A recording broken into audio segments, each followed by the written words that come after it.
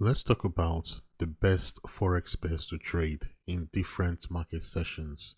I see a lot of new traders ignore this concept, not realizing how important it is and how this could impact your trading results. We're going to be looking at trading sessions, market liquidity and why it's important. We'll also cover currency correlations and how to choose the best currencies to trade. To understand market liquidity, you need to understand one thing: trading times. Although the Forex market is open 24 hours a day, it doesn't mean that all currency pairs are actively traded in those 24 hours. There are specific times when certain currencies are most traded, and we call this the trading session. There are three main trading sessions. You have the Asian session, which runs from 11 p.m. to 8 a.m. GMT. You have the London session, which runs from 7 a.m.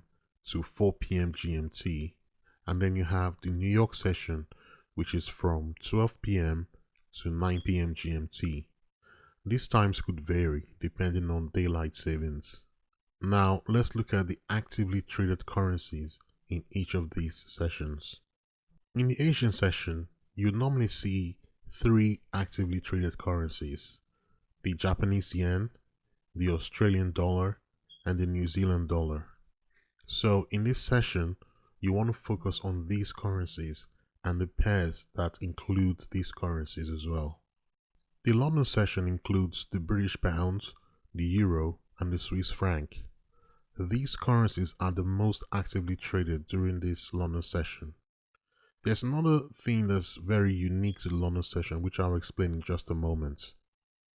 The New York session, which starts from 12 p.m. GMT, overlaps with the London session because by the time the New York session opens, London is still open as well. So when the New York session starts, you'd normally see an increased market activity going into the London close. We'll see this on the chart in just a moment. So currencies like the US dollar, the Canadian dollar, and all London session currencies become actively traded in very high volumes, and the spread costs are usually low around these times. Let's have a look at these trading activities on the charts. What you're looking at here is the Euro USD charts showing the trading activities for one full day. You can see that the chart sections are color coded, highlighting different trading sessions and the trading activities for each session. By the way, you can download this trading session indicator for free from the link below this video. You can see how market activity increased when we got into the London session and massively accelerated between the New York open and the London close. So if you're trading this pair, that's the Euro USD, you'd want to focus on the London open and the New York close. However, the most actively traded times for this currency pair would be the overlap between New York open and London close. And that's the section highlighted in green on the chart. Like I said, you can download this indicator for free from the link below this video. Now let's look at currency correlations. Currency correlations refer to how currency pairs move in relation to each other in the Forex markets. There are two main types of currency correlations. You have the positive correlation and you have the negative correlation. When two currency pairs move in the same direction, we say they are positively correlated. Remember, I said currency pairs, not currency this time, okay? If one currency pair rises, the other one tends to rise as well. If one falls, the other tend to fall as well.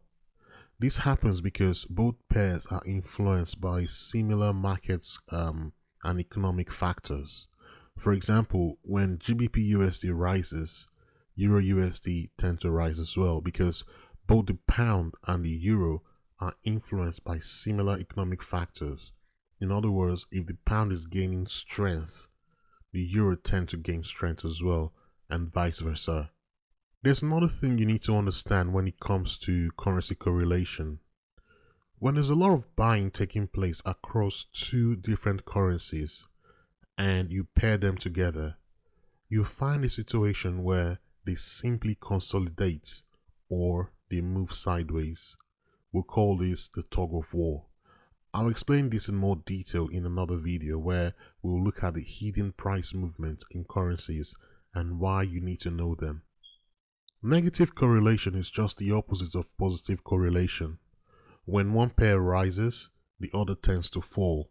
For example, sometimes you'd find GBP USD and Euro USD are negatively correlated, well, for a short time at least. For example, when traders are pumping heavy buying volume into the pound and selling the euro at the same time as well, you get something like this on the chart: a rising GBP USD and a falling Euro USD. So, with all this information, how do you select the best pair to trade? Well, it's very simple. First, you need to decide on which trading session you want to trade. And then you look for the most actively traded currencies, not currency pair. You look for the actively traded currencies, not currency pair. In other words, you look for the currency where the most active buying is taking place, and look for another one where the most active selling is taking place, and you pair both of them. That way, you're giving yourself the best chance of success in riding real market momentum. That is how you choose the best currencies to trade. If you have any questions, please leave your comments below. Let's keep the conversation going.